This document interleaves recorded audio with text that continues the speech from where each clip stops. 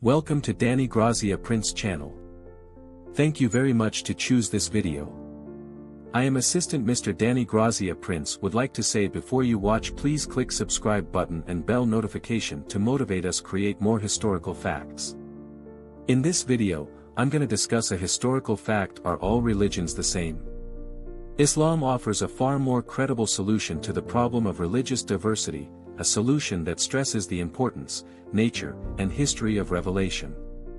Ladies and gentlemen, please enjoy the video.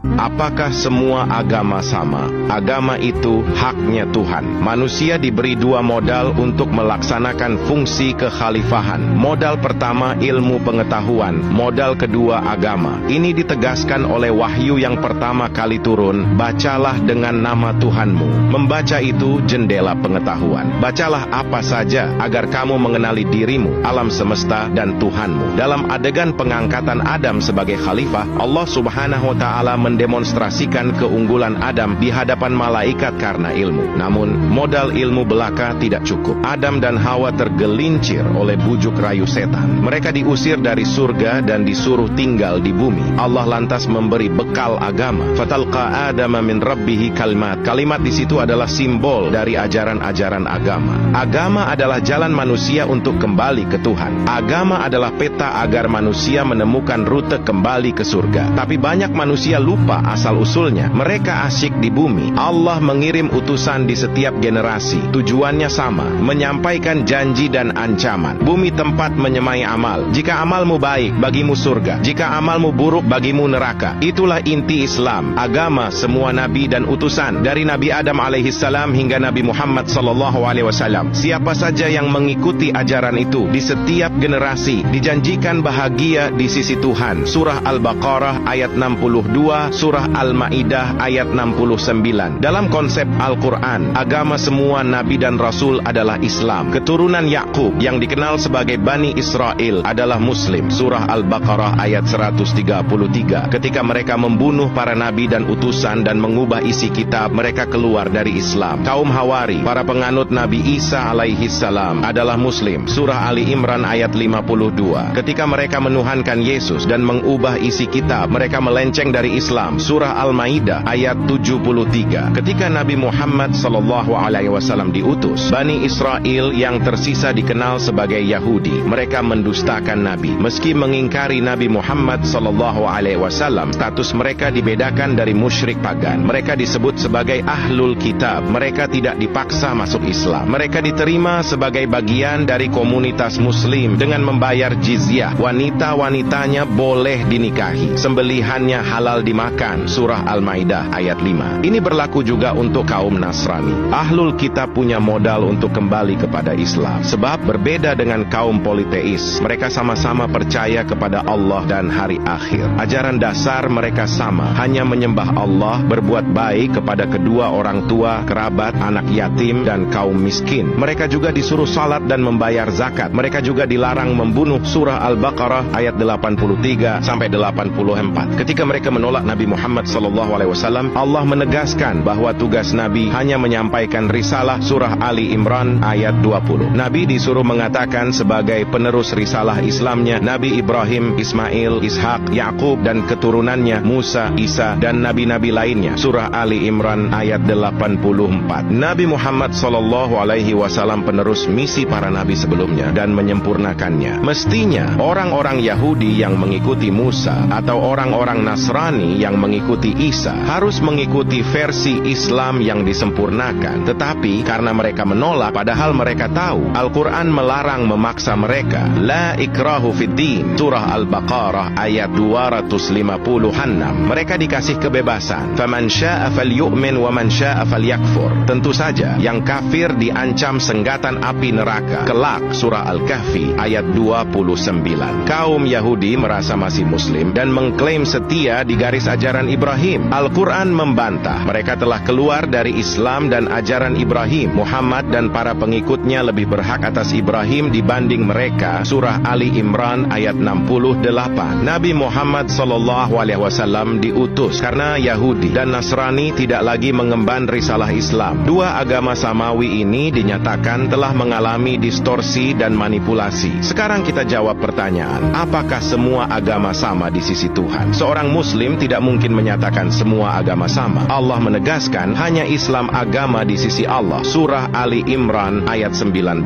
Selain Islam tidak diterima. Surah Ali Imran ayat 85. Ini doktrin internal. Jika semua agama sama, buat apa kita memeluk Islam? Wajar orang Islam meyakini keyakinannya. Begitu juga pemeluk agama lain. Muslim tidak tersinggung jika orang Nasrani misalnya meyakini bahwa selain mereka adalah domba-domba yang hilang dan tersesat, atau orang Yahudi menganggap selain Israel adalah kafir. Sekali lagi ini doktrin internal, sah dan wajar. Tanpa meyakini keyakinan kita benar, orang kehilangan basis untuk meyakini keyakinannya. Bolehkah kita fanatik di situ? Boleh, tapi ranahnya internal, di ruang batin masing-masing pemeluk agama. Masalahnya, bagaimana kita mengelola keyakinan kita berhadapan dengan orang lain? Al-Quran jelas mengajarkan toleransi antar umat beragama. Tidak ada paksaan dalam agama. Bagiku agamaku, bagimu agamamu. Surah Al-Kafirun ayat 6. Bagimu amalmu, bagiku amalku. Surah Al-Qasas ayat 55. Al-Quran melarang keras mengolok-olok agama lain. Surah Al-An'am ayat 108. Pun dalam keadaan bermusuhan dilarang merusak tempat ibadah agama lain. Surah Al-Hajj ayat 40. Al-Quran membolehkan kerjasama dan tolong-menolong antar pemeluk agama dalam perkara muamalah. Surah Al-Mumtahanah ayat 8. Ketentuan ini tidak berlaku bagi mereka yang agresif. Surah Al-Mumtahanah ayat 9. Surah Ali Imran ayat 118.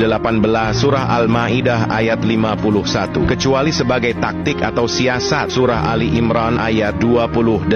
Terhadap orang lain yang menentang keyakinan kita, Al-Quran mengajarkan bahasa diplomatis untuk mengurangi ketegangan akibat fanatisme. Wa inna au iyyakum la'ala hudan au fi dhallin mubin. Apakah kami atau kamu yang mendapat petunjuk atau dalam kesesatan yang nyata? Surah Saba ayat 24. Tentu saja ini uslub. Dengan uslub ini kita semua seolah punya potensi benar dan salah. Ini agar kita tidak ngotot memaksakan kebenaran bagi orang yang tidak mempercayainya. Al-Quran mengajarkan cara yang elegan tergantung audiensnya. Bagi mukmin yang imannya kokoh terus diberi penguatan dengan bahasa-bahasa afirmatif agar tidak goyah. Kepada orang lain yang belum atau tidak percaya, tidak perlu menyampaikan bahasa-bahasa fanatisme, apalagi insinuasi yang menimbulkan ketegangan. Selain menimbang siapa audiensnya, perlu juga dilihat kedudukan pembicaranya. Seorang pendakwah di majelis taklim atau pendeta di gereja atau rahib di sinagog tidak mungkin bilang semua agama sama. Jamaahnya bisa bubar. Kalau sama, kita tidak perlu kumpul di sini. Pasti semua pemuka agama di tempatnya masing-masing akan bilang agamanya sebagai jalan keselamatan. Namun, jika pembicaranya adalah pejabat publik di negara multi agama, dia harus mengatakan semua agama adalah jalan menuju kebaikan. Terserah agamamu, kamu hanya akan dinilai baik sejauh bermanfaat bagi orang lain. Jika kebetulan dia tokoh agama, lalu kembali ke komunitasnya, dia akan balik lagi sebagai true believer yang meyakini agamanya sebagai satu-satunya jalan keselamatan. Apakah begini bermasalah? Sama sekali tidak. Kita memang harus proporsional. Kapan kita fanatik dan menggebu-gebu dengan keyakinan kita, kapan kita tepo seliro, tenggang rasa, dan berempati dengan keyakinan orang lain. Kapan kita menjadi pemeluk agama yang taat, kapan kita menjadi warga negara yang baik. Hidup itu, mau tidak mau, harus berada dalam dualitas seperti itu.